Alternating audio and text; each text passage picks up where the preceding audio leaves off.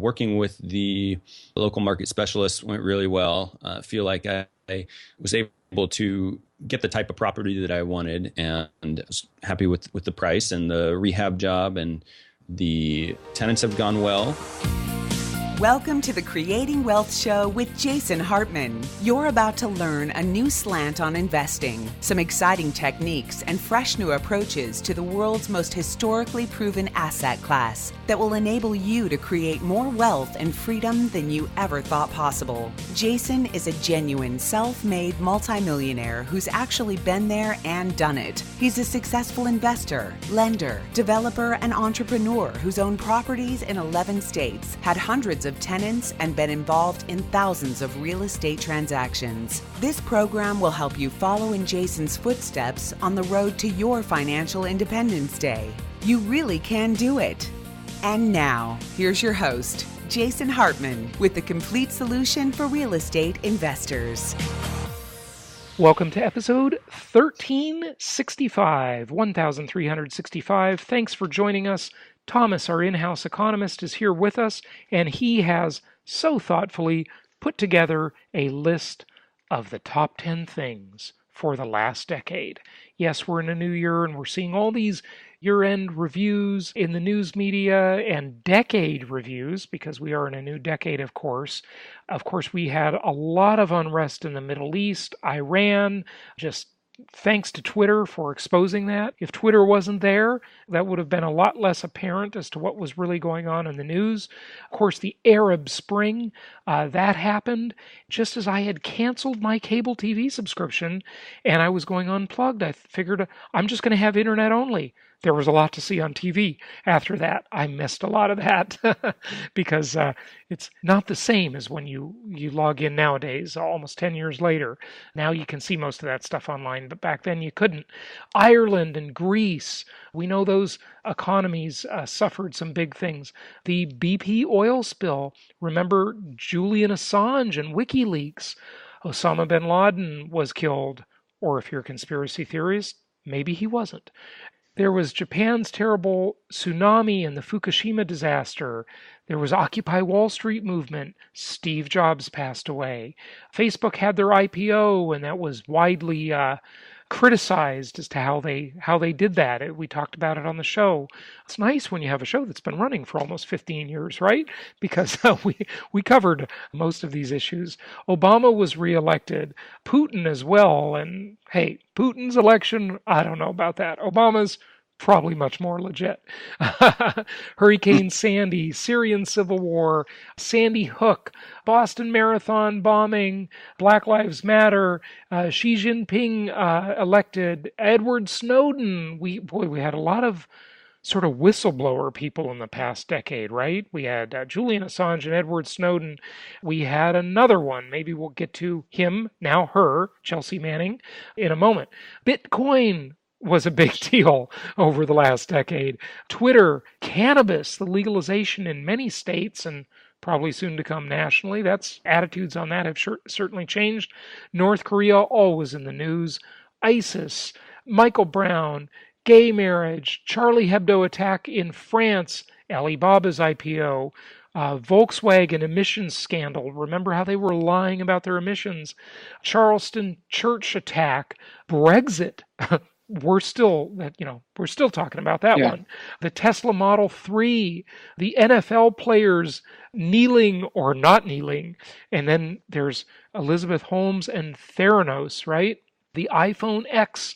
Trump was elected, the Las Vegas shooting, which I sadly had to witness, the Me Too movement, Brett Kavanaugh, and all of that controversy surrounding his appointment to the Supreme Court, the Trump impeachment, Notre Dame Cathedral fire, the black hole, the first black hole in space ever was actually photographed.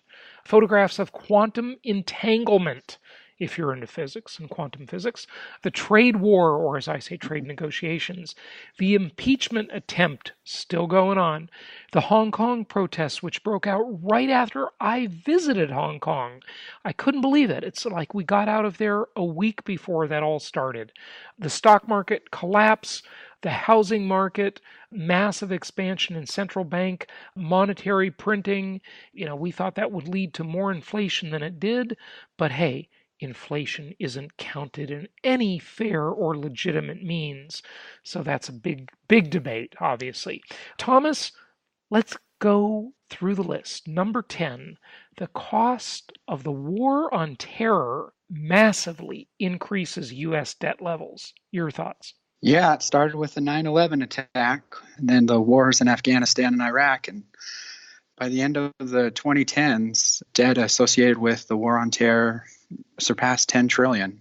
It's a big issue. Trillion with a T. Just amazing how much it costs to deal with that type of stuff. War is a bad deal for everybody but defense contractors and central bankers.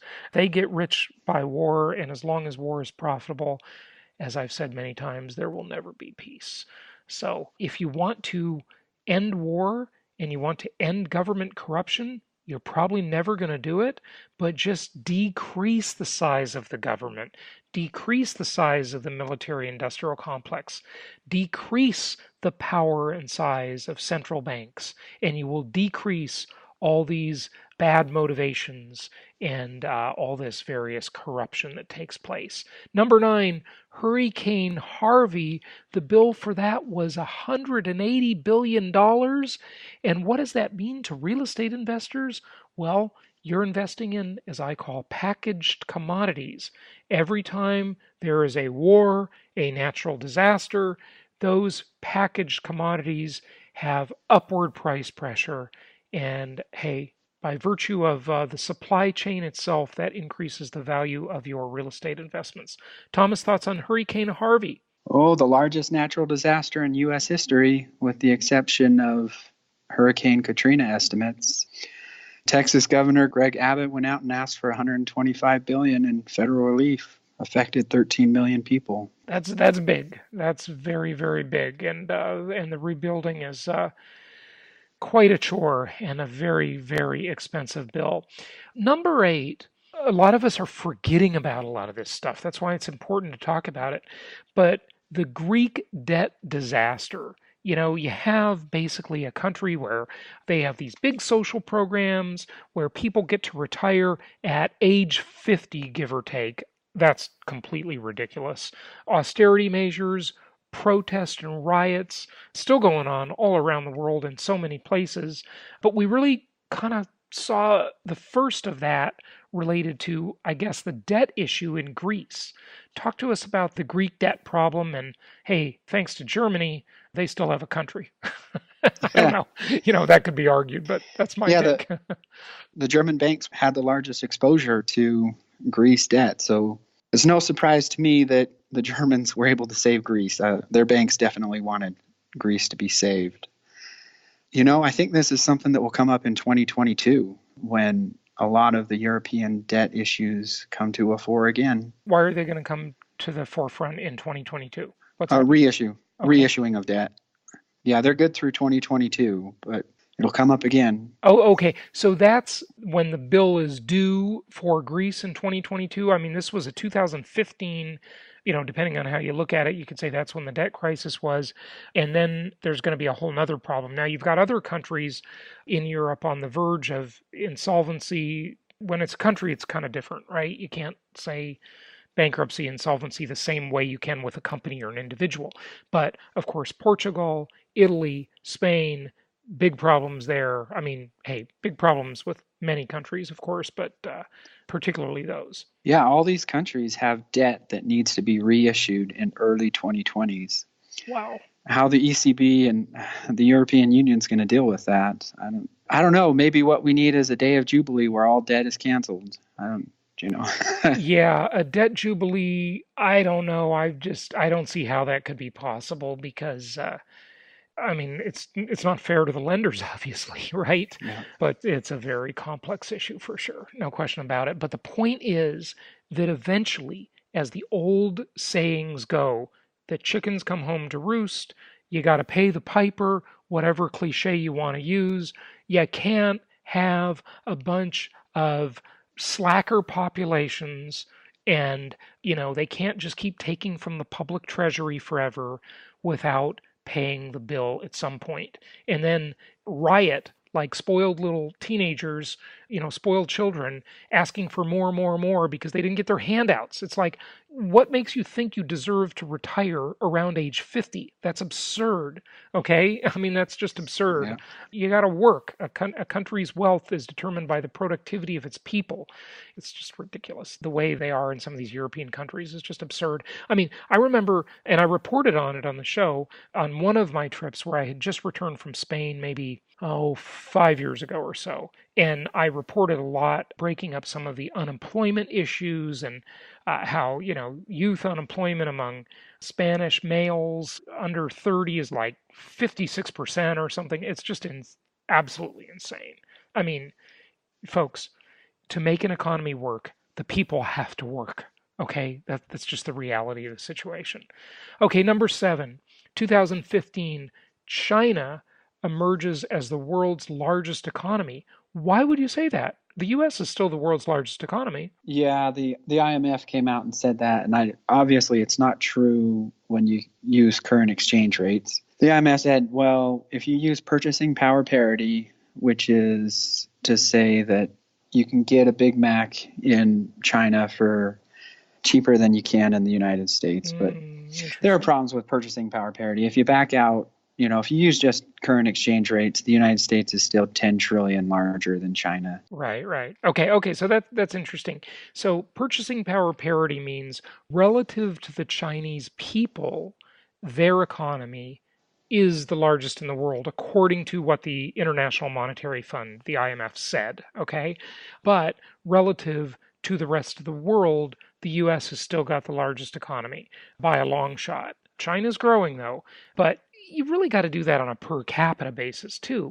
I mean, I remember posting something on my personal Facebook about the disaster known as the Socialist Republic of California, and one of my friends who lives in San Diego, started arguing about it, and everybody jumped in, and, here goes another internet debate, right? Ridiculousness. But it's such a large state with almost 40 million people. Even if you have a poorly run economy, you're going to have a large economy just by virtue of having a lot of players in it, right? So that's the first thing when you compare U.S. to China that you need to consider is a per capita basis. But speak more about the purchasing power parity and the IMF's comparison there, Thomas. Well, the idea is just to account for what a person can buy in their local currency compared to what a similarly situated person can buy in their currency. The most common example is the Big Mac. How much yuan would it cost to get a Big Mac in China versus how many dollars it costs to get a Big Mac in the US? We don't have real good estimates on what these numbers are. That's why I prefer to use the current exchange rate, because that's known. You can look it up every day. But don't you have to get into the discussion then of the Trump administration's constant claim, which, has validity, by the way, that China is a currency manipulator, right? Well, first of all, everybody's a currency manipulator, right? There's no country that doesn't manipulate its currency. But China might be extra guilty, if you will, in suppressing the value of its currency to increase its exports. Don't you have to get into that discussion? Yeah, so the actual market exchange rate doesn't reflect what the true or natural exchange rate would be, but for meddling, that's true. China's exchange rate should at least be 20% higher than what it is now. What can you do about it? They did a test run on selling U.S. securities. I think Chinese policymakers, this was back in 2017 when they did the trial, it didn't have a large effect on U.S. interest rates. And I think that kind of spooked Chinese policymakers, where they thought they'd have more influence than what they did. This is the problem, folks, with just doing the math. And this is the problem with all the doomsayers who are super interesting to listen to, by the way, like Jim Rickards, Peter Schiff, who's been on the show. All of them who are just doing the math, they don't get it. They're not looking at the macro picture. There are so many other influences, as I've talked about many times, how the U.S., since it's got the reserve currency status, the biggest brand, the biggest military, et cetera, it can just defy gravity. You can't just do the math and figure out what's going to happen, like how China wanted to influence U.S. rates more by doing that. they couldn't, because it's not just about the math, right? Of how you would logically think that you can influence rates by tampering with the treasury market, right? Yeah, it's a dangerous thing for Chinese policymakers to be looking at that. Yeah, but it's not as simple as just saying, well, supply went up and demand went down, so rates ought to go up. There are other players, and the market also takes a look at who is buying and who is selling, and that may cause, market investors to shift more money to treasuries. So China selling means other buyers around the world want to buy more treasuries because they're spooked about what China's doing. Okay, and so the basic macro premise, it's way more complicated, but is that the more buyers for treasuries there are, the more the U.S. can have lower rates. And the fewer buyers there are, the more it would likely push our rates up, our interest rates up, because people aren't buying the debt, right? It's just like a bond. Okay, a bond on the other side of it is a loan. And so, Thomas, do you have anything quick to add to that? No, that's the way it works in theory. Yeah. In practice, they're, it like you doesn't work said. That way exactly. Yeah. Yeah. Right. Good stuff. Okay, let's go to number 6. Big talk of the decade.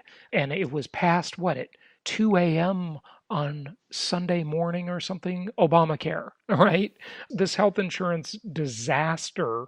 I mean, this country is it's crazy how we do things sometimes. If you wanted to fix health insurance, the first thing you could have done is simply let insurance companies sell insurance across state lines. So the market gets bigger, there's more competition. First thing to do. Because I've moved around to a couple of different states as I'm trying to figure out where I want to ultimately live, and I think it's going to be Florida. I think I'm going to stay here. But every time I do that, I got to change my insurance. I lived in Arizona, Nevada, California, Florida. Right? 4 states. Got to change my insurance every time. Huge hassle. Why do I have to do that? That's absurd, right? And the idea that health insurance is attached to employment is totally silly. I do like that about the Obamacare concept, is that it shouldn't be attached to employment. Health insurance should just be health insurance, and employment should be employment. But it kind of grew up that way because employers were trying to attract better employees many, many decades ago. And so they attached health coverage to employment. Like, well, why don't we just attach our car insurance and our homeowner's insurance to employment? I mean, it's an absolutely stupid idea. But Obamacare, ultimately, I think we can all see now, was a complete disaster, especially if you lived in places like Arizona and a few other states. I was paying at one point like $900 a month. I couldn't believe it. And I'm generally pretty healthy. I just couldn't believe it. It was absolutely shocking. You heard that talked about when Romney was running for president. That was a big topic. But talk to us about Obamacare for a moment. Oh, in theory, it added 20 million people to the healthcare rolls. Obviously, when you require people to have health insurance, it's sort of easy to get new customers do when what you say the law it's required says. by law. Yeah. Right. Yeah. Obviously, the debate's still out on whether the cost of Obamacare is worth it. States are grappling with whether to expand Medicaid. I don't know. There's a case that's coming up this year on whether the Affordable Care Act is constitutional or not. So I think that will be an issue of 2020. Yeah, and by the way, when that went to the Supreme Court, and I think it was John Roberts, right? He said that the government has the power to tax and viewed Obamacare as a tax, but that was completely wrong. I mean, what he did was absolutely weird, because this is the government telling you how to spend your money after you've already paid taxes. That's the first time that I'm aware of that that's ever been done in the history of the country. It's not the same. If you just wanted to say, okay, well, increase taxes and give everybody free health care, that's one thing, right? And we can all argue about the fairness of taxation. But to say you're required to spend money on this after you pay your taxes, that's got to be completely unconstitutional. But hey, the Supreme Court, thanks to Roberts, upheld it. So whatever, we'll see. So when is that coming up again, Thomas? Oh, I'll have to check the docket, but okay. I'll let you know. Yeah, I'm not sure. Okay, so number 5, we talked about it in the intro to this segment, Fukushima, the terrible tsunami and earthquake that rocked Japan. I got to tell you, I don't know if you all remember, but I was so impressed with the Japanese people. I've been to Japan just one time, and that has got to be one of the politest countries on the planet. In the face of that disaster, they were so organized and civilized. I was just totally impressed watching the news reports about that. Having been there years earlier, it did not surprise me. You compare that to what happened, say, in Katrina, for example, in the US, and oh my God, what a massive difference, right? But we still have, pardon the very morbid pun, fallout from the Fukushima disaster, don't we? I'm with you. It's amazing that Japan recovered so quickly. I don't know. There's a reason why the economy of Japan is one of the most advanced in the world. They definitely know how to run things. They have a good technological base that competes with anyone in the world. I got to take issue with what you just said, though. The economy of Japan, I mean, definitely, obviously, an advanced country, super impressive country with virtually no natural resources except brain power and hard work and ambition of its people. But, I mean, Japan has massive debt. I believe the highest debt levels in the developed world. How has that not been a problem yet? How are they escaping that? I mean, their economy is just a debt bubble waiting to burst, isn't it? It could be an issue of the 2020s. How are they going to get out of that? I don't know. I think the next Nobel Prize winner is going to be someone who figures out how countries can deal with the debt issues that many advanced countries are facing. Yeah, but Japan especially so. More than others. I mean, wow, their debt to GDP ratio is crazy bad. I mean, it's the worst in the developed world, so far as I know, last time I checked. I think one of the answers that people give is the day of Jubilee, like we talked about earlier. I think that's a bad solution. It sends terrible incentives to the market. But Babylon liked it.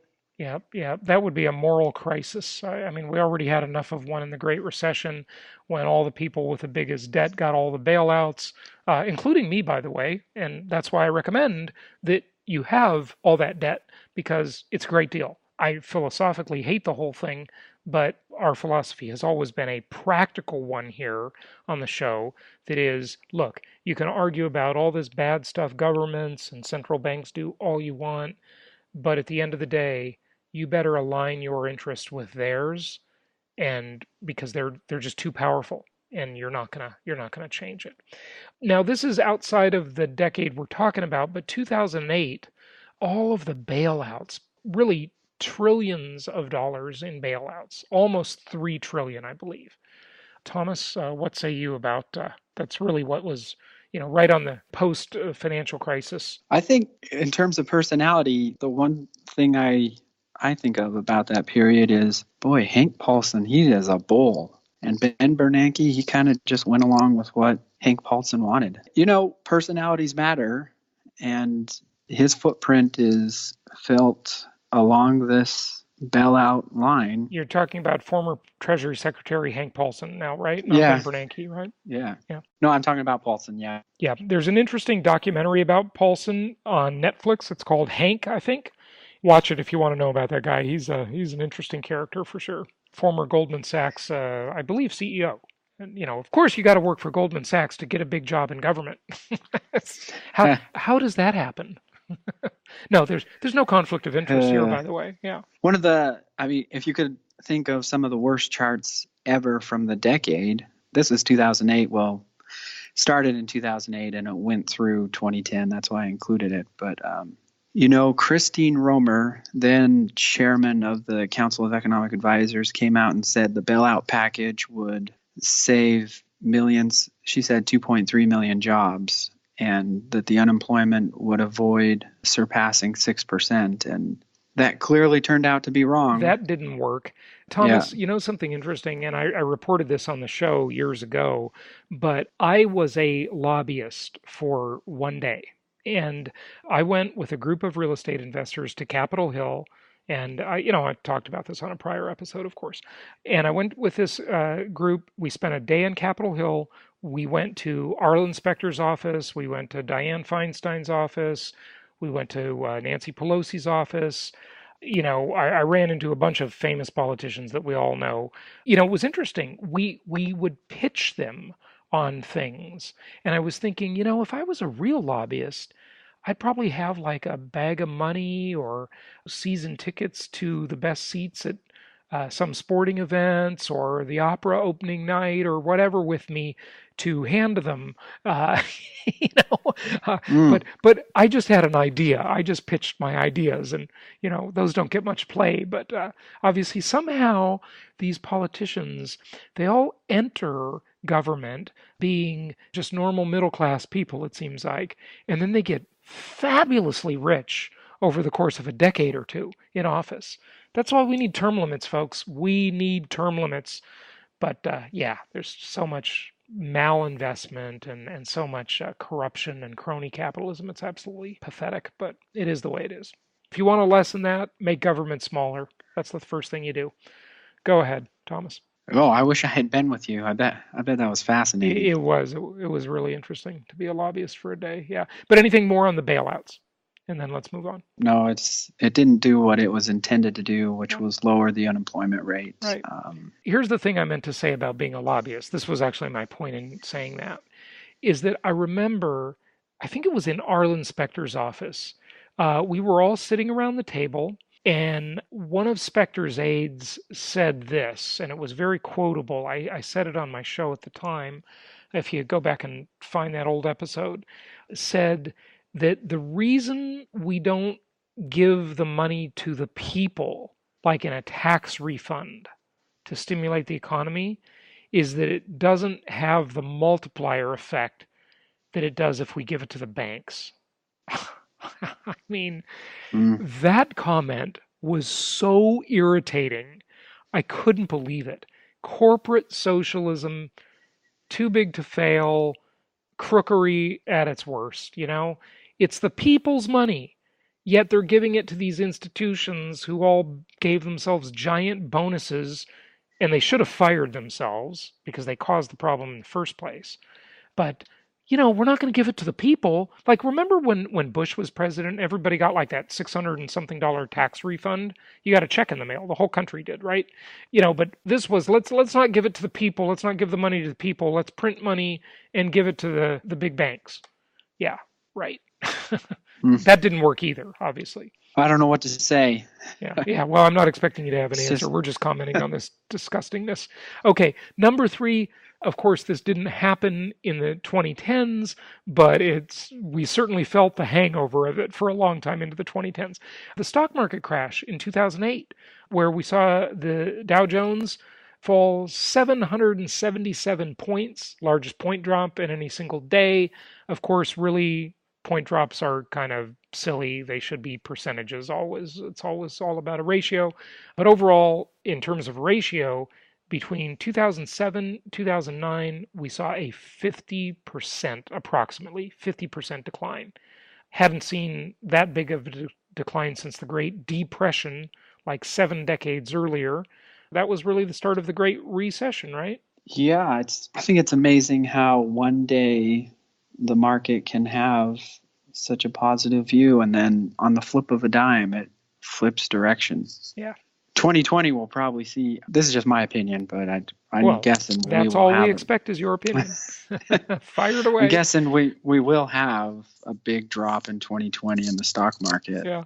The Fed, it has a third view of itself now, where it views financial stability as one of its central tenets. It's new mandate, right? Not just employment and inflation. Now it's stability altogether, right? It's increasing its role. At some point, the Fed's going to say, no, we're going to let risk be there in the market. And the market won't like it, right? And I bet the market has at least a 15% drop in 2020. Corporate earnings can't keep up growing the way the PE ratio says it will. So to compare that to real estate, the PE ratio, the price to earnings ratio for stocks, is equivalent to my RV ratio for real estate investments, which means rent to value ratio. And when those rent to value ratios get really out of whack, just like when the PE ratios get really out of whack, you can expect a correction. And that has held true since I've been talking about it for the last 15 years. We've definitely seen that come true. Okay, we got to wrap it up here. But course number 2, the whole banking system of the entire planet just seized up. And this was in 2008, but it really went right into the 2010s. What say you? You know, we saw Lehman collapse, et cetera, et cetera, et cetera. There's a lot to this, obviously. The one thing I remember from that period is I wish Secretary Paulson would come out and just say he hated Lehman Brothers. He had bad blood between the leaders because one day after Paulson comes out and says no more bailouts, Lehman Brothers announces bankruptcy, and he could have bailed him out, obviously. Right. But when there's bad blood, there's bad blood, and I think he used it. He helped everybody else except Lehman. So listen, I don't believe in any bailouts, but hey, if you're going to do bailouts, stop picking winners and losers. The government should never have that kind of power. It's absolutely scary. Okay, so 2007, of course, well with us long into the 2010s, even with us now, I'd argue, is we saw the subprime mortgage meltdown, and that was really the first wave or the first domino of the Great Recession. The second one was the Wall Street domino about a year later that we just talked about. What do you say about the subprime crisis? Which, by the way, I want to again take credit for predicting. Okay, I predicted that one. I didn't know about the Wall Street stuff, but I knew about the mortgage stuff because that was pretty obvious. Did you have it back in 2006 collapsing? I was talking about this in 2003, 2004. I mean, I was showing emails. I took screenshots of emails, put them into my PowerPoint slides, and at my Creating Wealth one-day seminar, I would show these emails from Countrywide, from all these different lenders with these ridiculous subprime loans they were giving out. You know, I remember showing one email that it was from Countrywide that said, the requirements for this loan are you have to be 1 day out of bankruptcy. You know, you can have a foreclosure as long as it's more than a day old. You could go into foreclosure yesterday, get a loan today, basically is what this said. Your minimum credit score, get this, your minimum FICO score was, ready? Drum roll. 540. If you had a 540 or above FICO score, and keep in mind the ideal is 720 or above, okay? If you had a 540 or above FICO score, you could get a nothing down loan from Countrywide. It's just, of course there was going to be a mortgage crisis. Like, you know, I don't take any credit for being any kind of genius predicting that one. It was so obvious that a 6-year-old could have predicted it. I mean, it was just totally obvious.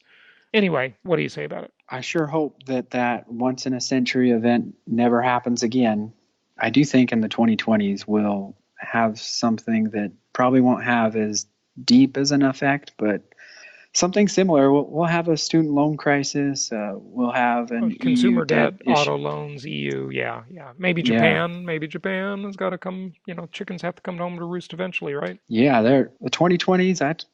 I think it's going to be fascinating watching this thing as long as I survive it. Yeah, well, you'll survive it. Hey, listen, I think the 2020s are overall going to be amazing, and we'll be here to guide you through the best way to invest both defensively and offensively because, as the old saying goes, the best defense is a good offense. We will be back tomorrow with another episode. Thomas, thanks for joining me on this. Good to be with you. Thank you so much for listening. Please be sure to subscribe so that you don't miss any episodes. Be sure to check out the show's specific website and our general website, hartmanmedia.com, for appropriate disclaimers and terms of service. Remember that guest opinions are their own, and if you require specific legal or tax advice or advice in any other specialized area, please consult an appropriate professional. And we also very much appreciate you reviewing the show. Please go to iTunes or Stitcher Radio or whatever platform you're using and write a review for the show. We would very much appreciate that. And be sure to make it official and subscribe so you do not miss any episodes. We look forward to seeing you on the next episode.